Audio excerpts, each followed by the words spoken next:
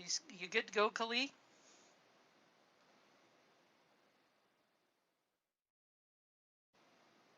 I just see you light up, but I didn't see you hear you speak. Try again, just before we get started. Nope, lost your sound again.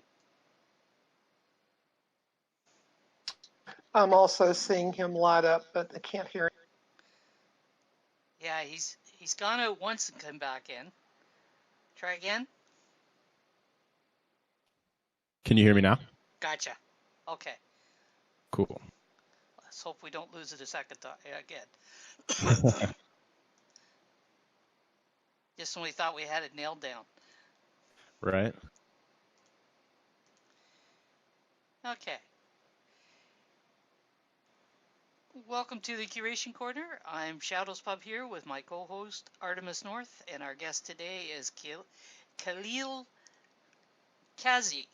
That's not an easy one to pronounce. From Steem Leo. That is easy to pronounce. We'll be getting to know them and talking about what they're doing on and for the platform. Welcome, and how are you today? Thank you. I'm good. How are you? Not too bad. So I'm going to call you Leo since you go by that anyways. Yeah, that's cool. All right. So you've been on the platform how long? Coming up on 2 years, I think in September or August. Very nice. So how'd you find it? I was in Ethereum already, and then I think I just found some article on Google, which I think that's how a lot of people get here. Yeah, we always seem to find a rabbit hole, don't we? Right. So what were your thoughts when you first found the platform? Of course, you were already into the crypto space. It's not like you were just new to that. Right. I thought it was interesting at first, but I actually remember setting it down. I just kind of came here, checked it out a little bit, and then left. And then I kept hearing about it. So then I just kind of started looking into it more, and I think I came across Exile as one of the first Steem. So what made you decide to just kind of leave the first round? I'm not really sure. I think it was just a little too complex at first. Like I didn't really understand what it was. I just kind of saw articles, saw that people were making money, but that's kind of it. Yeah, I think that situation's still pretty prevalent, isn't it? Right. So what were the types of things that you did content on? At first, I think it was kind of about like the books I was reading, probably a little bit about investing, stuff. So were you normally a content creator, or did you kind of start being a content creator just for the sake of being on Steem? I definitely was interested in social media already. And then I was just doing, I'm a full-time investor, so I was just investing at the time. But then I did content creation on the side. So how long had you been into investing? I started investing, I mean, I was interested in it since I was a little kid. And then when I turned, I think about 14, I started trading binary options. Did you say you've been interested in it since you were a little kid? Oh, yeah. Yeah, very young. So what sorts of things did you do to encourage your interest in it? I would just kind of watch YouTube videos and stuff like that, just to kind of figure out what investing was about. Did you do any investing of your own, say your paper money or whatever you were earning? I didn't. Yeah, when I was 14 is when I started. I think I put together about $1,000 and then started trading options with that. So how did you do? I did pretty well. I think I made about 15 or 20x within like 2 or 3 years. Very nice. That's amazing. Yeah, So people in high school used to give me some funny looks because I would trade in class. had to do something, eh? Right. So were your parents in financial background, or is it just something you picked up? My parents are both entrepreneurs, and my dad is pretty heavily into real estate. There's a bit of a connection there. Yeah, yeah. Yeah, that's pretty cool. So you could actually be teaching young kids on this stuff right now because you lived it. Oh, definitely. Yeah. So you formed Steem Leo.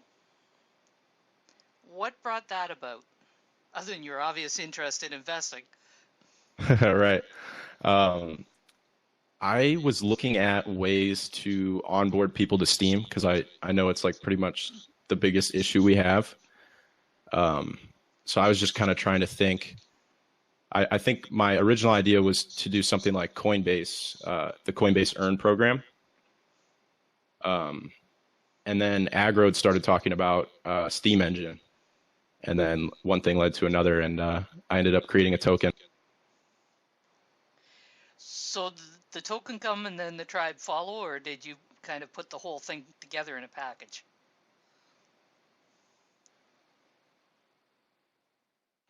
If you're speaking, all I'm seeing is a light.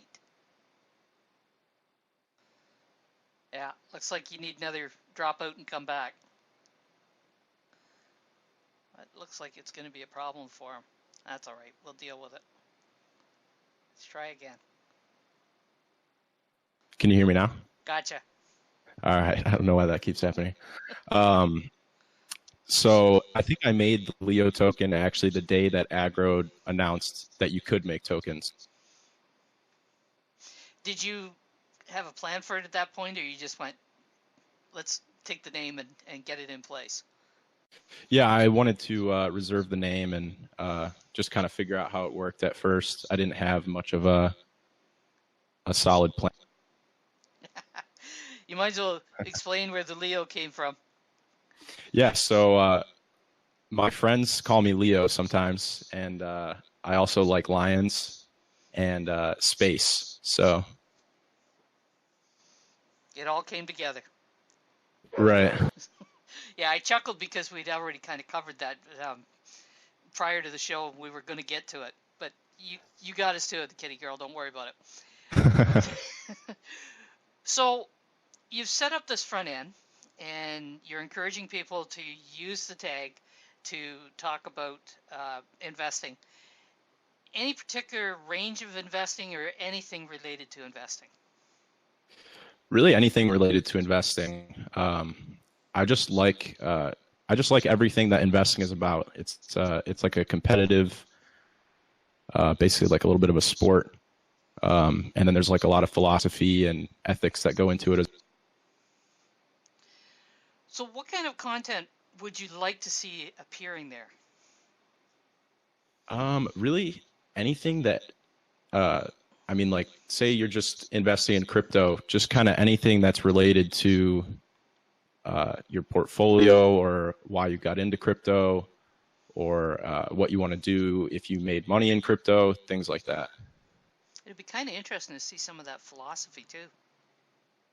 Yeah, I love the philosophy behind investing. Even if, I mean, some people will philosophize about it and they'll actually use that philosophy, and then other people are just really involved, and I like to see both sides of it. Yeah, that'd be interesting to see. It's not something you see very often. Kitty girl, the claim drop or the airdrop was based on what PAL did. That's been the pattern for a lot of these tokens. Is using PAL's list. Yeah, I actually I created a list from the people who staked PAL. So after people got the claim drop, some of them just dumped their tokens, and my thought was that if PALnet kind of filtered through Steem, I could filter through PALnet. Yeah, it kind of cut out a big part of the job because they had already done a big chunk of it. Right. And then you got to see who was going to kind of stick around. I think. Yeah, exactly. I think Creative Coin did pretty much the same thing, except they took a look at the people on the the list who had used the creative tags in the last 2 or 3 months. Yeah, that's pretty smart. Someone recommended that I did that for the investing tag, but I think the list would have been a little bit too small. Yeah, that hasn't been a heavily used tag. Right. And I don't think there's too many related tags that have been established either. Yeah, no, I think it's mostly like the Steem tag and then the Bitcoin tag, but you get a pretty wide range of people from those. Yeah, the Steem tag tends to be overused. Might be some in Definitely. cryptocurrency, it's hard to say, but I think you probably took the best approach is people that are staking are interested in sticking around. Right. Yeah, there's no two ways about that. So I came across the comment that you made the other day to, I've forgotten the name of the person now, but you've got plans beyond just people posting about investing. Yeah, so like I said, my original idea was to do something with onboarding. So that's kind of where my main focus is. So I want to do a lot of things with marketing on other social media platforms, and then bring in people who are already in investing, but who aren't interested in Steem or don't know about it yet.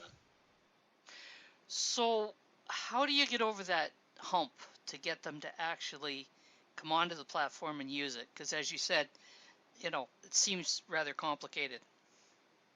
Right. Yeah. And Steem is so complicated. I try to explain it to like friends and family, and it's in one sitting. So my goal is to kind of build out a library of information about Steem and Steem Leo. And then from there, do things like Facebook ads and Twitter ads, and then just kind of get people to understand that something like this exists, and then give them the resources and the tools to learn about it.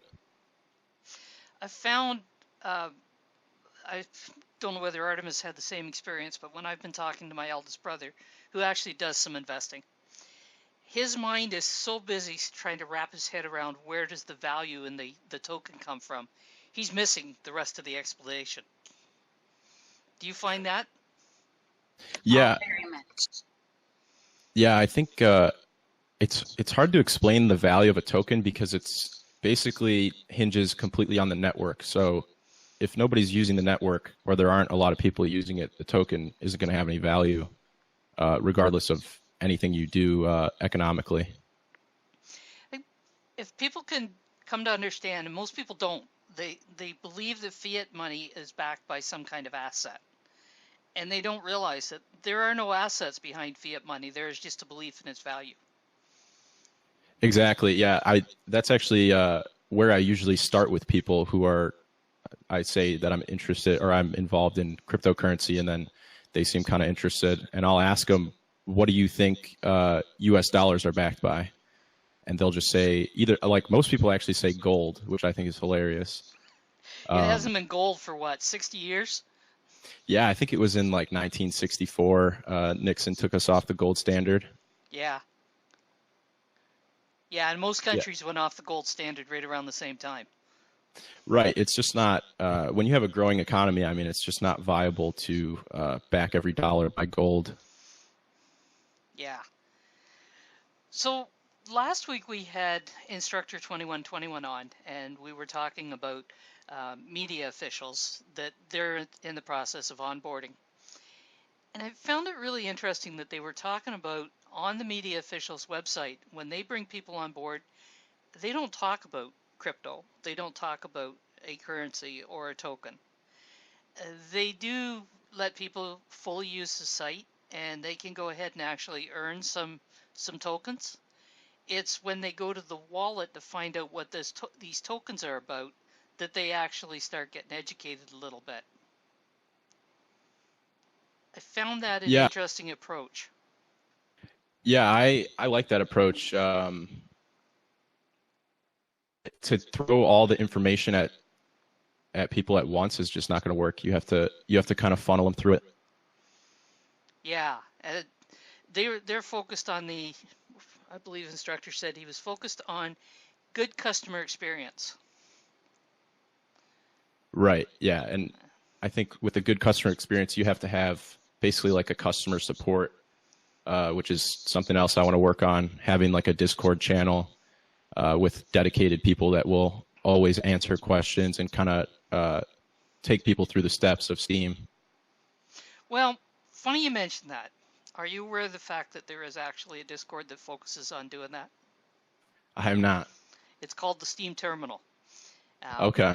Kitty Girl could probably tell you a little bit about it, as could Wes Philbin, because they're both admin in there. Oh, very cool. And that's their focus, is on helping out new people that have come onto the platform.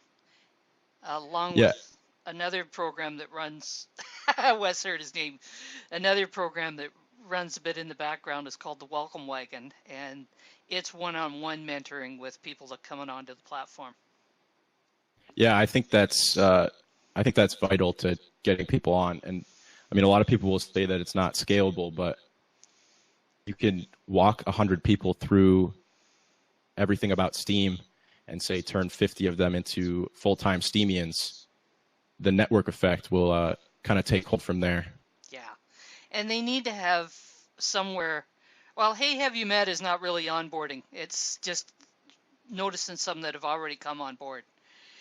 If they've got somewhere that they can go to ask questions, that's what makes a big difference. Right, and you need a certain level of organizational structure to make that happen. And I think, I mean, with Steem, it's like people come to Steem it and they think that that's it.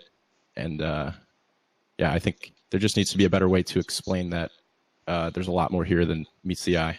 Yeah, there is. It's kind of hard to get people actually drawn towards it. So you were saying about marketing on the other social media. What would the approach be with that? Yeah, so I actually have a little background in doing social media marketing. That's something else I got into as a teenager. So basically, my plan right now is to do some paid Facebook and Twitter ads. And then also I'm taking a look at LinkedIn. I think there's a lot of potential there. Yeah, on another site that I've noticed people talking about recently, where they're saying that posting on LinkedIn has some value. It's pretty underrated right now, and it's not like Facebook, Instagram, and Twitter are pretty highly saturated. How about Pinterest?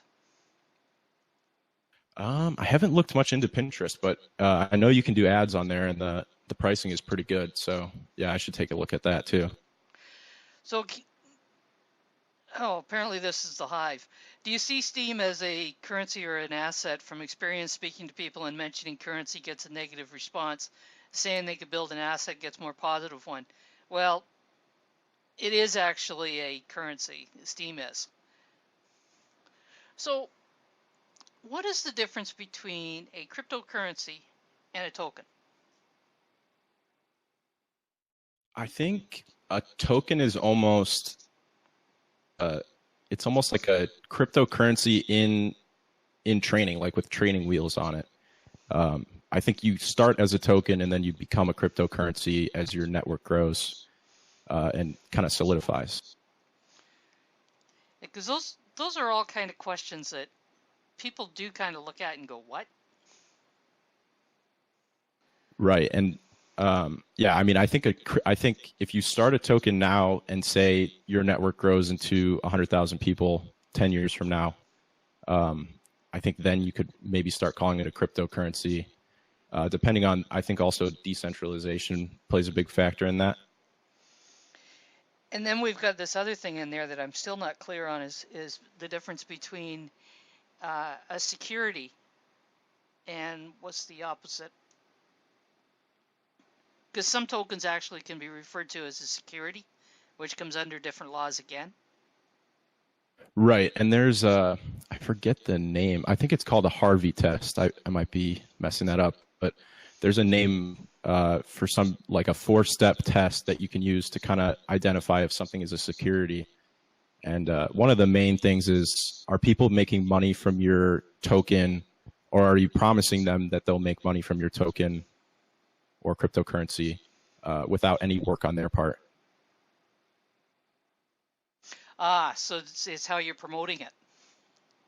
Right. I mean, it's kind of like it's a little bit of legalese. Like, how are you talking about it? And like I've seen a lot of cryptocurrencies, or I guess you would call them tokens, that would, I mean, they promise, all right, buy our token, and in 10 years it's going to be worth 5 times as much as it is right now. And in the meantime, we'll even pay you passive income in the form of dividends. So I've got a token called Shade that gets distributed at the Pimp Your Post Thursday shows that are here in the Ramble on Thursdays. And so if I'm just distributing it, people are earning it because they're participating in the show and they're engaging on the posts that are presented. That's not a security, but if I said to them, here, you earn this, and then you're gonna earn some interest on it, or it's gonna be worth a bunch of money down the road, then it becomes a security. Right. And Yeah, I mean, you can okay. compare it to like a stock almost, because stocks will promote themselves as and the more income we make, the more dividends you'll get. So you can kind of compare those two with the kind of identification of a security. Right. Yeah, there's a lot for people to learn as far as just playing within the Steem world, and then there's all these other blockchains and tokens out there. So are you still involved in Ethereum? I'm more of just I own Ethereum. I haven't really done much with any of the projects on there recently. I mean, I started on Steem and I was kind of part-time, and then with the more, it kind of took over my life, and now it's mostly all day Steem and Oh, Artemis, can you take over for a second? I got to deal with something. Okay, sure. Go ahead.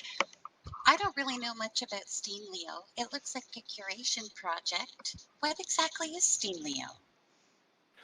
Yeah, so I would describe it as basically being a focused version of Steemit. So Steemit is just kind of like an open forum for anything. People can talk about whatever they want. And then Steem Leo is about investing specifically. So it's almost like you funnel from Steemit into a more niche topic. And then, yeah, we are curating good content on there. What sort of advice would you give to somebody that's thinking about investing in crypto? What are things that you look for? I'm definitely more of a fundamental investor. I know a lot of people look at things like charts and stuff, but I've never really been into technical analysis. So if I were to tell someone about cryptocurrency, I would tell them to focus on what a project is actually doing and who's involved in the project, and kind of like the future promise of that project. Like Steem, with Steem, you have a blockchain that can be used for anything. So I think Exile calls it a great social economic ecosystem, because you kind of have a big group of people all working together to build things that keep building on top of the network. That's an interesting way of putting it. Yeah, I think Steem is just completely misrepresented, and that's kind of one of the big reasons for Steem Leo is, can we change people's opinion about what Steem actually is? Because it's not a blogging platform; it's an ecosystem. Well, it really is. There's so many things that are developing on the blockchain. It's absolutely amazing. Well, with your background, could you make an educated guess on where you see Steem go? Yeah, so I see like different circles almost. So I see there's like a circle with tribes in it. So there's going to be different, and they're all kind of going to have their own. I mean, that's basically the idea of communities from Steemit. So I see that as like one big circle. And then you kind of have another circle off on the other side where people are building just any type of business that can work well with blockchain. So something like Splinterlands is a good example of that. I keep thinking about what Ron DeKay said, that it's the wild, wild west out here. Anything's really possible. I see Blind Spot has a question. A couple of tribes have begun downvoting irrelevant posts. Does Steem Leo plan on adding downvotes to their curation process? Yeah, we actually we already do that, and we have an account called No Leo for You. We kind of stole that from No Pal for You. So yeah, we've been downvoting people who are consistently abusing the tag and posting things like a picture of the sunset with no text. Oh, those posts. There was did you see the great sticker? Who was it that did that? Shadows, the shit post.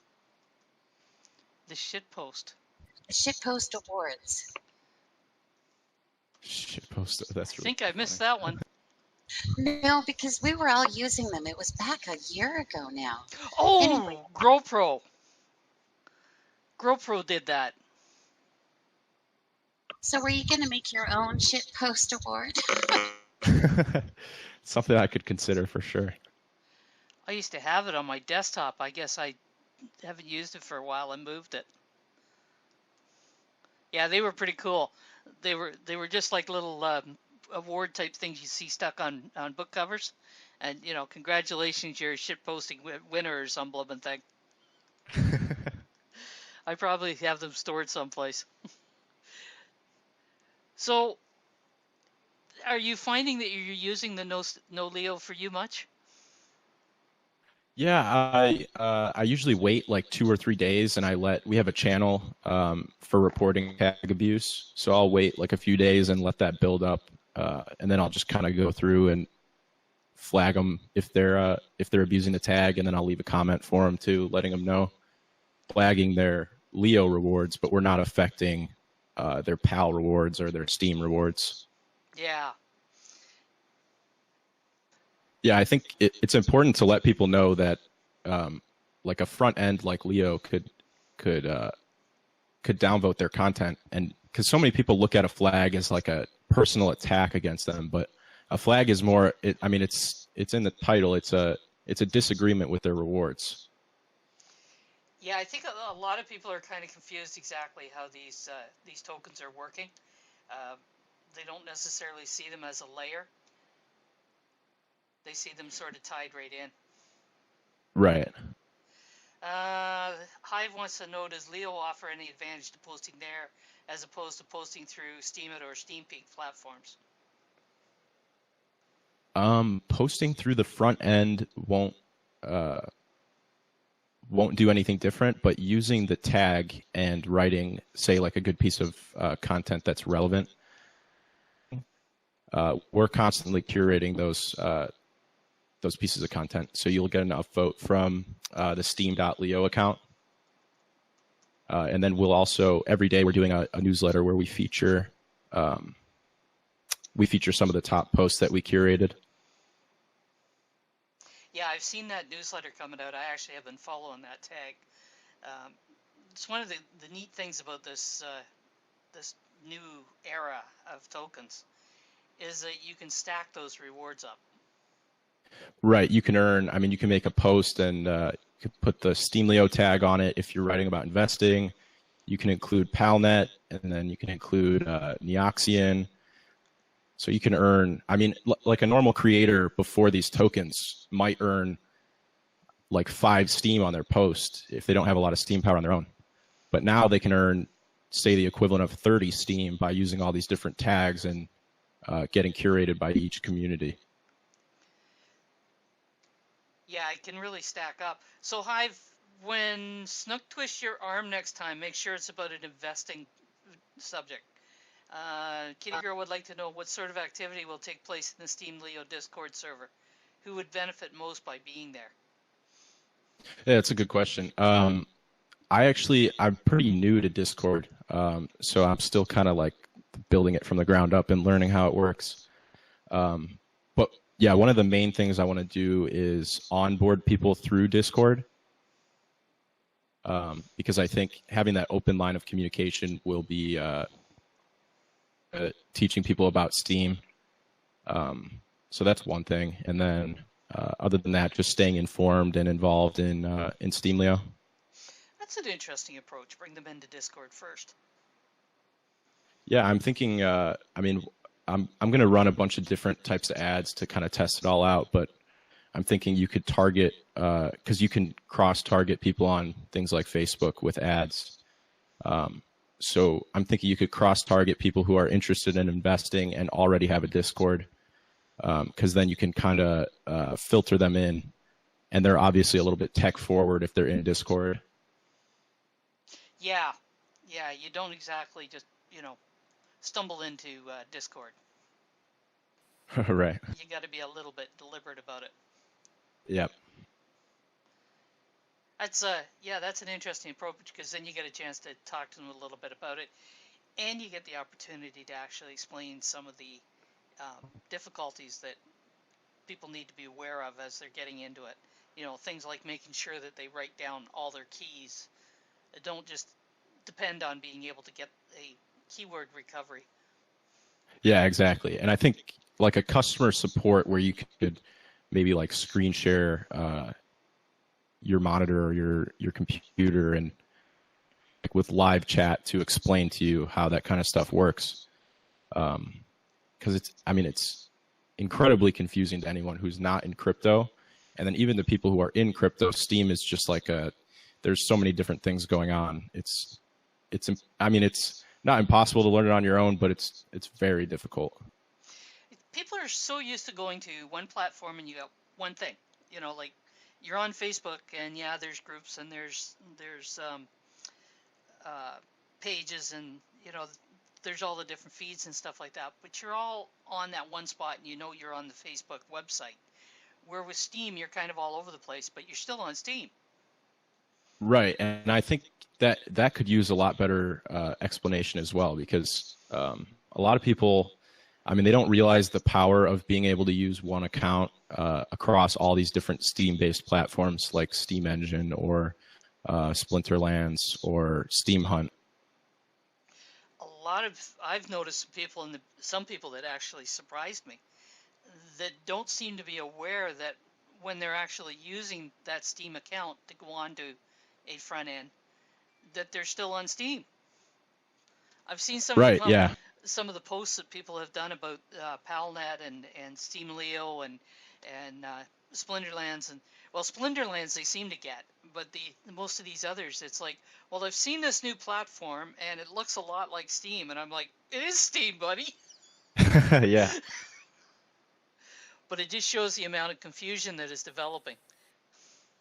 Yeah, definitely. And I think, the more Steem grows, I think it's just going to get more confusing until we have like a proper onboarding mechanism that's kind of at. Yeah. John G. Olson has a course that people can make their way through to learn about Steem. Yeah, I think I've seen a little bit of his course. I think that's like a fantastic way to do it, because it kind of just consolidates the knowledge, so you're not Googling things and trying to confirm if they're right, because the Steem blockchain is also developing so quickly. Like if you were on Steem, like say when I joined 2 years ago, it was basically steemit.com, and then I think DTube came around right about that time. So it just looked like a blogging platform, which is kind of the idea that most people still have. Whereas now you have, I don't even know how many apps you have on here, 50 plus, and they're all pretty wide ranging. Yeah, they are. Steem Project is a site that is interesting to go and have a look at, as they've got a lot of them listed on it. Oh yeah. And I think just consolidating that information and having it at the forefront with some kind of authority, because steemit.com doesn't really have much authority. It's just kind of like it's a forum, people post on it, but Steemit isn't very organized about explaining Steem. I think they've gotten a lot better, but they're still not there yet. Well, I've said this before, and I'm going to keep saying it. Maybe somewhere along the line, somebody like Steemit will actually do this. But I really do think that with the number of apps and different approaches into the blockchain that we've got, we need something that's almost the Yahoo of Steem, where people can, they come in and they can search to find out the various parts and pieces of it. Like the Steem portal, so to speak. Yeah, that's a really good idea. Just kind of like a dashboard they can go to Yeah. and see all the different things.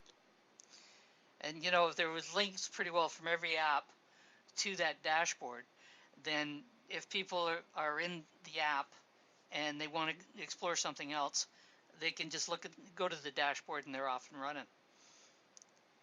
Right. Yeah, I think there's a lot of potential in doing something like that. Kind of like almost like a Coinbase portal, but like Coinbase kind of connects you to Coinbase Earn, and then you can learn about like EOS and other cryptocurrencies on there, but needs some type of people can go to and see. I mean, it would be cool even if someone could code so that you could see like notifications on different platforms. Yes. Kind of the way that your phone distributes notifications. Well, the Steem Foundation is slowly getting established, so maybe that's something that they'll end up ultimately tackling. Get a project Yeah, I think running. with the Steem DAO coming, I think a lot of this stuff is going to get worked on as long as the funding is going through. Well, the DAO was different.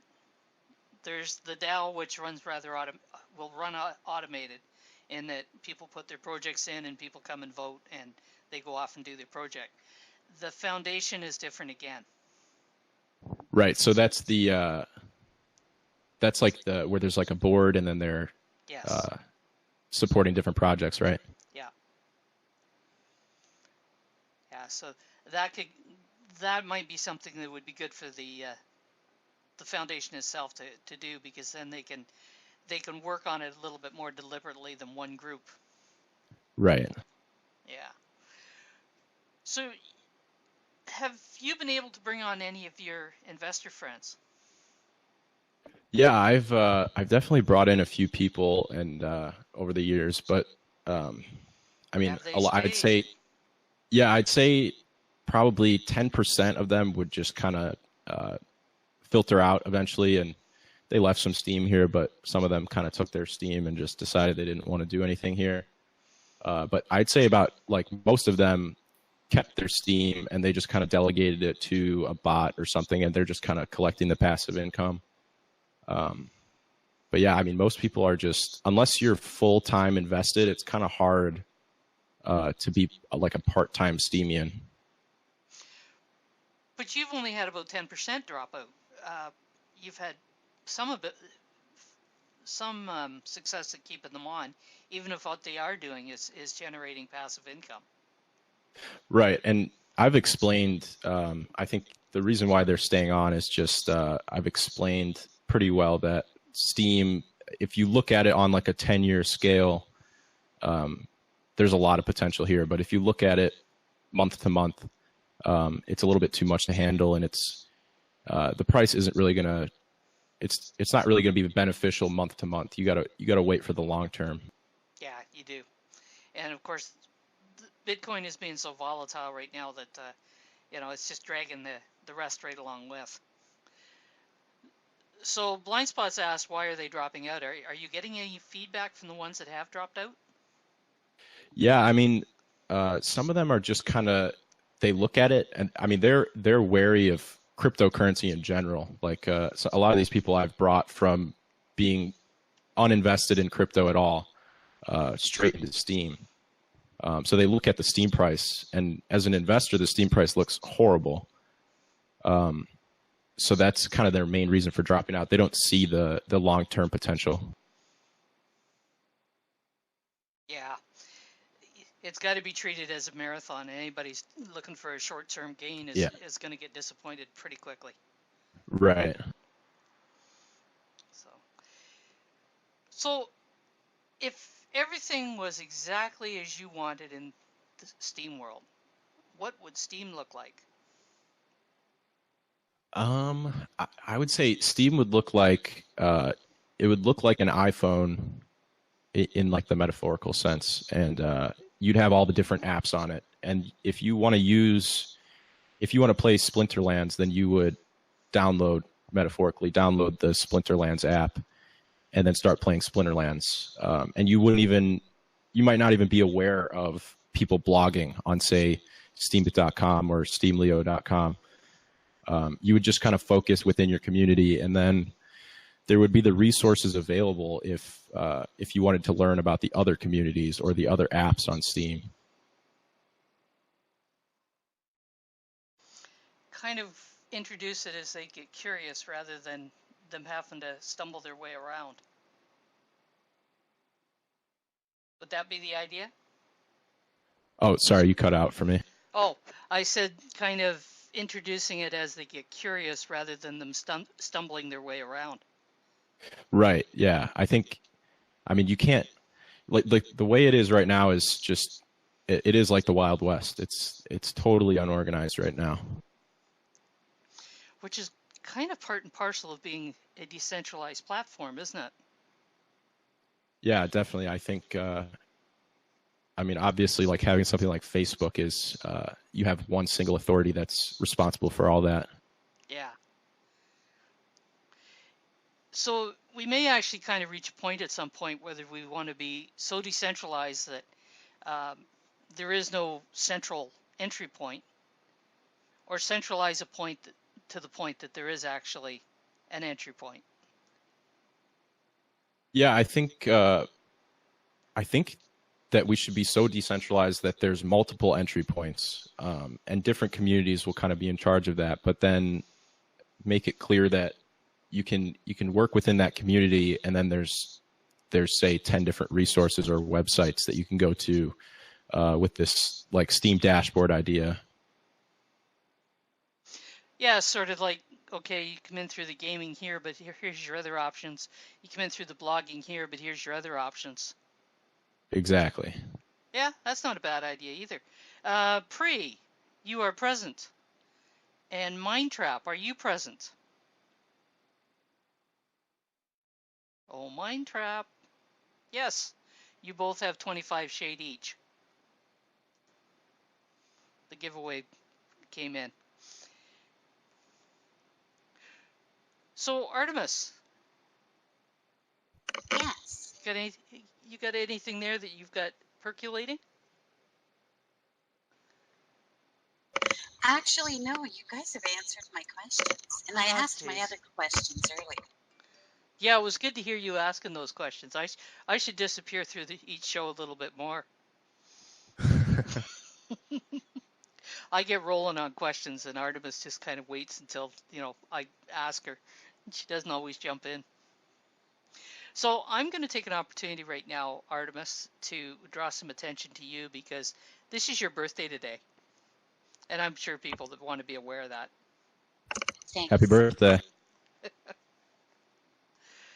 Artemis is also my sister, Leo. Oh, okay. That's fun. Yes. She onboarded, I onboarded her and she kind of stayed. I'd like to point out that I'm her younger sister. Yes, she is actually quite a bit younger. There we go. So, where do you hope to see Steem Leo in 10 years, or even 5? Yeah, so let's just say 5 years. I see it as you kind of have SteamLeo.com as a hub. I may even try to take this Steam dashboard idea and put it directly for Steem Leo. Mm-hmm. Let's just imagine that I'm able to pull that off. So you go to your dashboard, and then Steem Leo has its own. It's like we have tube.steamleo.com, which is a fork of DTube. So you've got those for the Steem Leo community, and then you also have a tab that kind of teaches you about Steam more broadly, and we can kind of work together with other apps to kind of keep people in Steam and grow the ecosystem, because I think a lot of people look a little bit competitively at different apps, but like I know a lot of people are looking at SMTs versus Steam Engine, but I think they're missing the point that just having someone in the Steam ecosystem adds value to the entire thing. It does. And the concept of not only teaching people about Steam, but just the concept of understanding how to trade in cryptos and how to decipher, which crypto to take is worth having a look at. That in itself would be valuable education. Yeah, I think being on Steam, like since I've joined, has taught me so much about like cryptocurrencies and managing money, and I see it as like pretty much an educational opportunity as much as it is opportunity. So I've been doing a little bit of research on cryptocurrencies and tokenomics and the various economics that underlie the whole sector.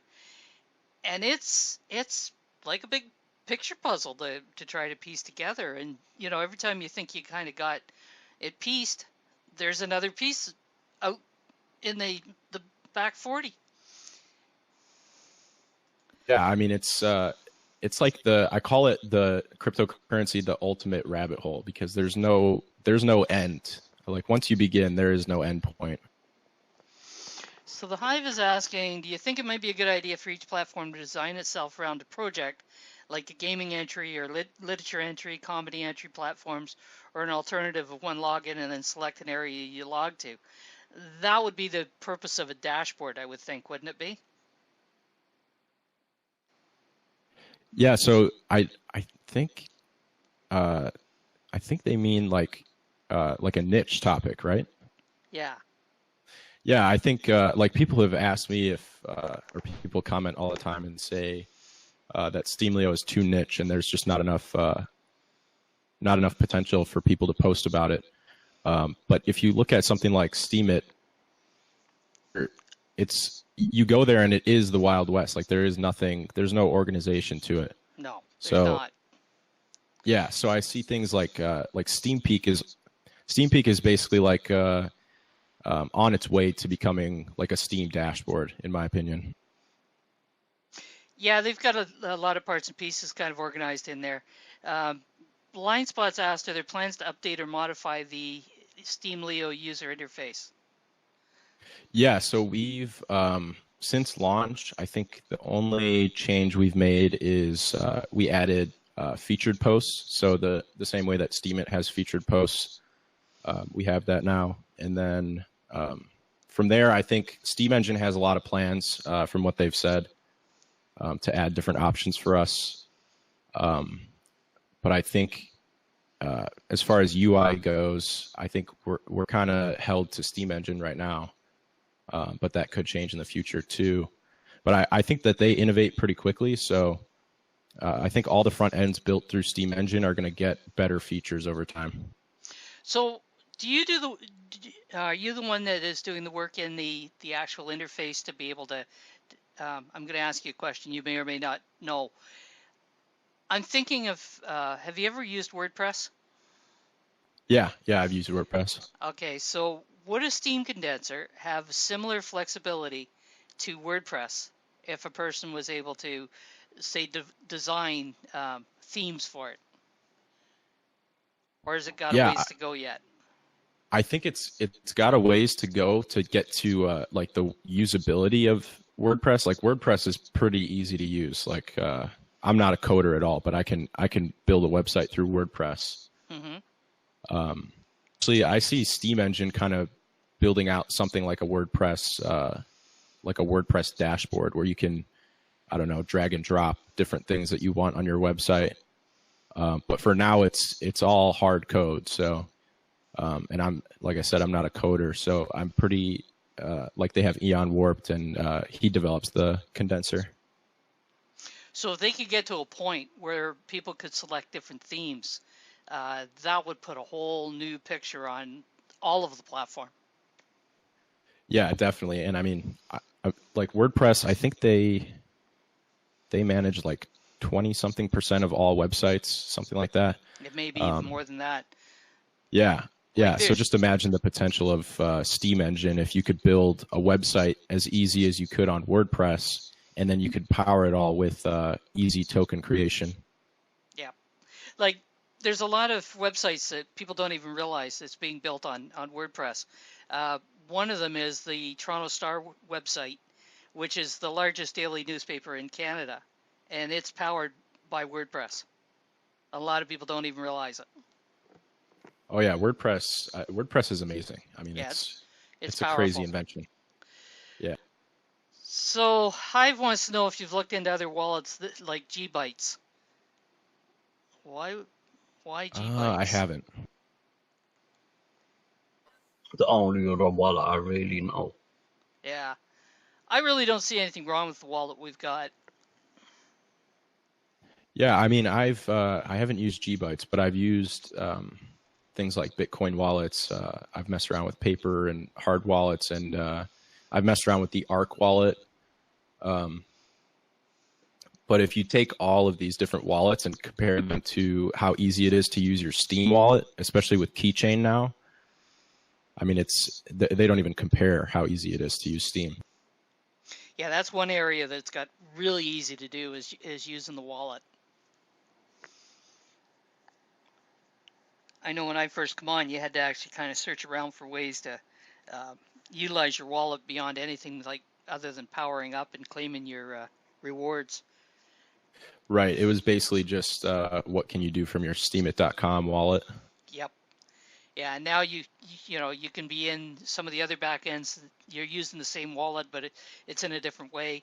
You've got Steam World that you can do a lot of your wallet operations with, no effort whatsoever because you've got Keychain there authorizing it. Yeah, exactly. And I think they've mentioned that they're working on Steem Keychain for mobile devices, which would be huge. Yeah. It looks as though Partico seems to be kind of an abandoned project at this point, so there's an opening for somebody to do a good mobile. Yeah, I mean, I would love to do like a mobile app at some point in the future. I would love it. I mean, I don't know if Steam Engine could pull it off, but at some point, imagine if you could end website, but you could have a mobile app that looks like Partico, but for your specific community. That could get real interesting. Yeah. ActiveFit hasn't done too bad on getting their apps up on both Android and iOS.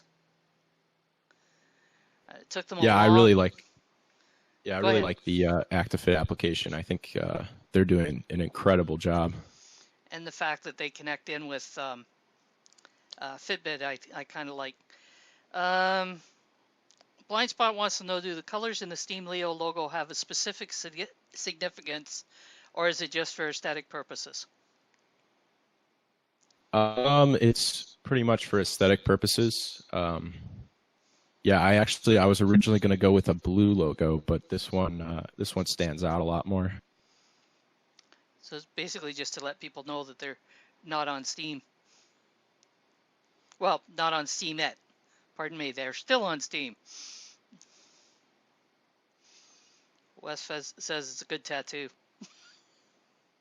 So, Leo, thank you for being on today. I think we've had an interesting conversation. We're looking forward to seeing more of what Leo is going to be doing in the future. And Artemis? Thanks, Leo. It's been great talking to you. Hope everyone has a great day. Go forth and steamy, people.